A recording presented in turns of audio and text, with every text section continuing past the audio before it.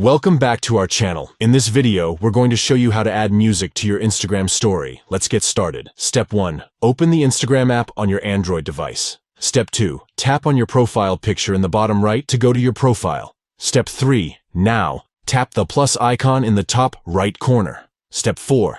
In the pop-up, select Story. Step 5. After finishing recording or taking a picture, tap the sticker icon. Step 6. In the pop-up, select the music sticker. Step 7.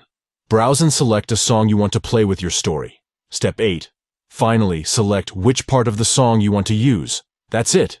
You've successfully added music to your Instagram story. Now, your story will be more captivating and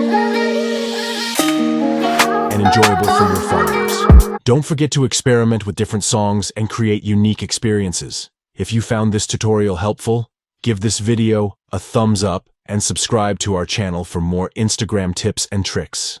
Thanks for watching.